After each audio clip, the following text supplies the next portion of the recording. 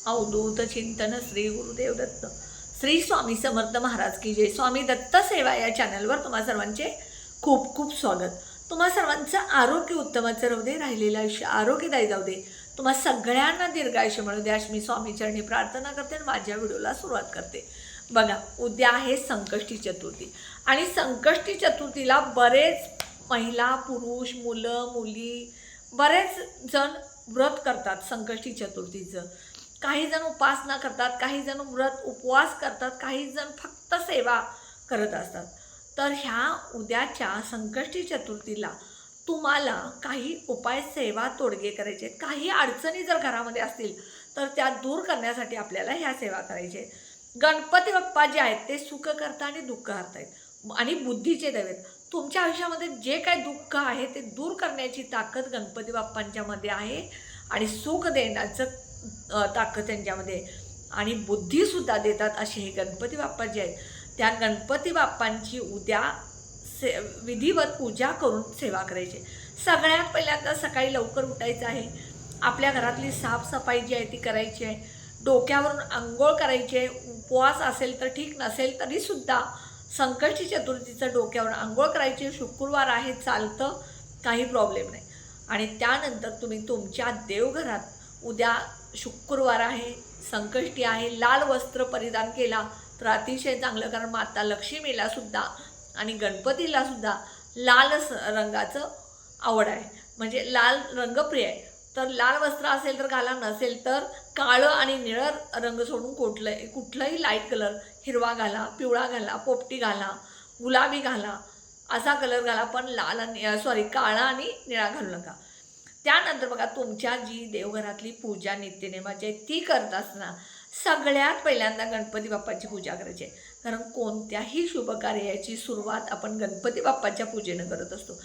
मग देवघरात सुद्धा तुम्ही दररोज ज्यावेळेला पूजा करत असता त्यावेळेला पहिल्यांदा गणपती बाप्पांची पूजा करायची। मग उद्या तर संकष्टी आहे, मग गणपती बाप्पांची पूजा करत असताना सगळ्यात पहिल्यांदा गणपती बाप्पांची मूर्ती स्वच्छ पाण्याने धुवून घ्या आणि पंचामृत तयार करा।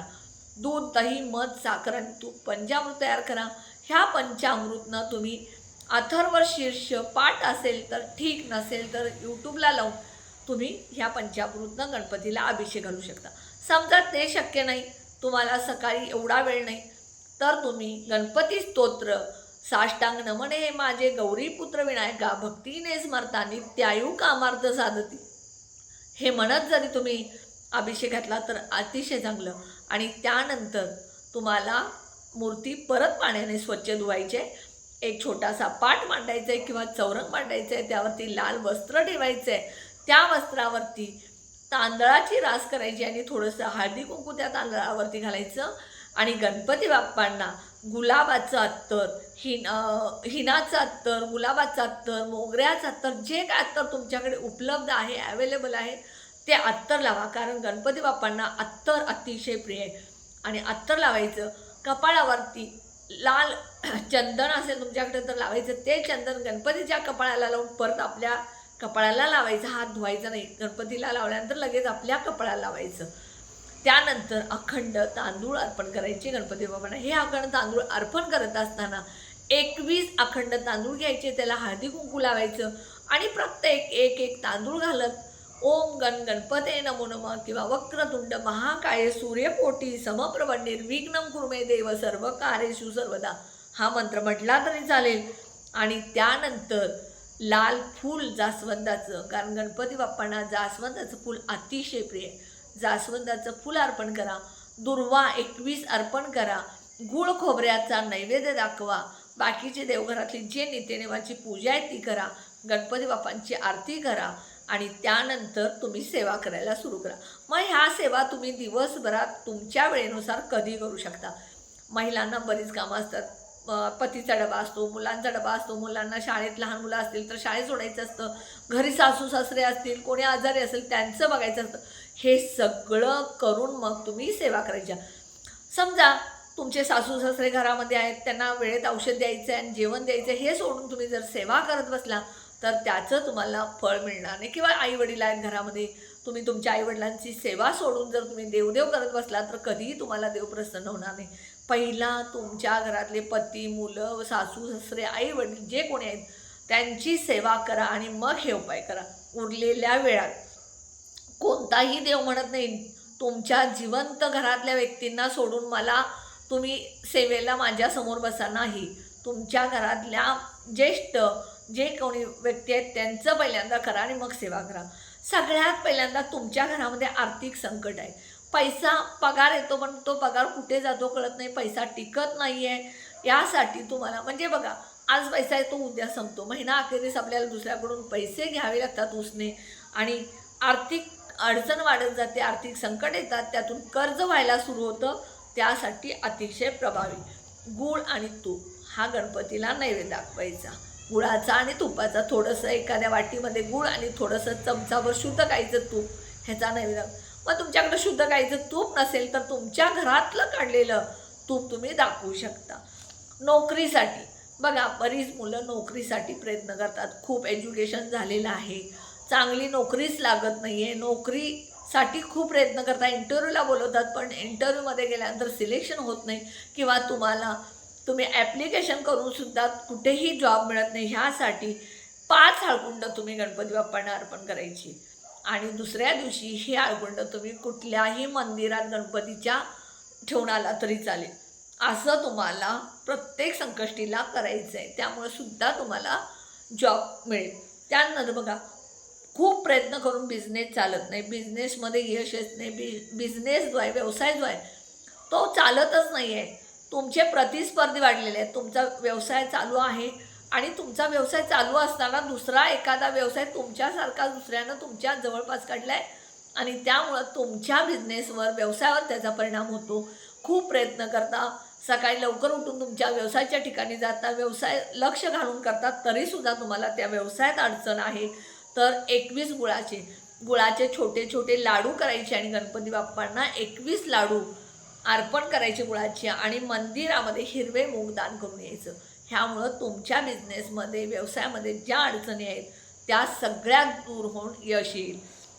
बघा, मानसिक तणाव आहे तुमच्या घरामध्ये, कुणाला तरी मानसिक तणाव आहे, सतत विचारात असतो, टेन्शन असतं, काही ना काही प्रॉब्लेममुळं डोकं सतत विचार करत असतात. तर त्यासाठी गणपती बाप्पांना सुपारी अर्पण करायची आणि गाईला हिरवा चारा द्यायचा. त्यानंतर बघा, नवरा बायकोमध्ये एखाद्या बायकोला किंवा नवऱ्याला सतत विचार असतो, त्यासाठी सुद्धा तुम्ही गणपती बाप्पांना हिरवे मूग किंवा गुळ खोबऱ्याचा नैवेद्य दाखवू शकता. नोकरीच्या ठिकाणी तुम्हाला तुमचे बॉस त्रास देतात किंवा वरिष्ठ जे आहेत तुम्हाला सतत टॉर्चर करतात आणि तुम्हाला बर्डनाखाली ठेवतात, तर त्यासाठी गणपतीला तुम्ही काय करायचं आहे, 21 दुर्वा, हिरवे मूग आणि गुळ खोबऱ्याचा नैवेद्य दाखवायचं आहे आणि ओम गणपते नमो नमःचा मंत्र 108 वेळा म्हणायचा आहे. लाल फूल घालायचं आहे आणि दुर्वा अर्पण करायचे. त्यानंतर बघा, कुटुंबात सुख, समृद्धी, आनंद, भरभराट येण्यासाठी 21 मोदकाचा नैवेद्य तुम्हाला गणपतीला प्रत्येक संकष्टीला दाखवायचं आहे. त्यामुळे सुद्धा तुमच्या घरात सुख, शांती, समाधान, भरभराट आणि घर मंगलमय होईल. मुलांच्यासाठी बघा, मुलं अभ्यास करत नाहीत, मुलं अभ्यास केले लक्षात राहत नाही आहे किंवा मुलं हट्टी आहेत, चिडचिडी आहेत, मुलं बाहेर व्यसनाधीन झालेली आहेत, मुलांना नोकरी लागत नाही, मुलांची कुठलीही अडचण असू दे तर मुलांकडून दररोज न चुकता अथर्वशीचं पठण करून घ्या. ज्या घरात ज्या मुलांकडून अथर्वशीचं पठण केलं जातं त्या मुलांचा प्रगतीचा मार्ग कायम मोकळा असतो आणि ते यशाच्या शिखरावर पोचतातच. त्यामुळं नक्की तुम्ही, केवढाही छोटा मुलगा असू दे, पहिल्यापासूनच तुम्ही, अगदी लहानपणापासूनच तुम्ही अथर्वशीर्ष पठणाची सवय मुलांना लावा. लहान असताना त्यांच्या कानावरती सतत यूट्यूबला लावून ऐकवा. हे ऐकून ऐकून त्यांनाही पाठ होईल आणि त्यांच्याजवळ बसून तुम्ही म्हणून घ्या. बघा, मुलं नक्की यशस्वी होतील आणि अध्यात्मातली, आज्ञाधारक आणि चांगल्या मार्गातली मुलं घडतील. कारण आजकाल आपण बऱ्याच ठिकाणी बघतो, मुलं आज एवढी बिघडलेली आहेत की त्या मुलांना संस्कार किंवा अध्यात्म ह्या गोष्टी माहीत नाहीत. म्हणून सगळ्यात पहिल्यांदा आईवडिलांचं कर्तव्य आहे की मुलांना अध्यात्मामध्ये सुसंस्कृत घडवण्याचं. म्हणून लहानपणापासून मुलांना कुठलाही देवाचा असू द्या, अथर्वशीर्ष असेल, स्वामी समर्थ महाराजांचं तारक मंत्र असेल, दत्त महाराजांचं असेल किंवा गजानन महाराज असेल, तुळजाभवानीचं स्तोत्र असेल, कुठल्याही देवाची स्तोत्र आहेत ती सतत ऐकवत राहा. त्यामुळं ते अध्यात्माकडं ओढले जातील. असे छोटे छोटे उपाय तुम्हाला उद्या करायचे. गणपती बाप्पांच्याकडून तुम्हाला भरभरून आशीर्वाद तर मिळेलच, त्याचबरोबर तुम्ही केलेल्या सेवेचं फळ तुम्हाला लवकर मिळेल. फक्त हे जे उपाय आहेत ते उपाय करत असताना तुम्हाला कष्ट, मेहनत आणि कर्म चांगले ठेवायचे आहेत आणि उपाय जे आहेत अगदी प्रामाणिक आणि श्रद्धेनं करायचे आहेत. त्याचं फळ तुम्हाला मिळाल्याशिवाय राहणार नाही. व्हिडिओला जास्त शेअर, लाईक आणि सबस्क्राईब करायला विसरू नका. कमेंट बॉक्समध्ये श्री स्वामी समर्थ नक्की लिहा. श्री स्वामी समर्थ.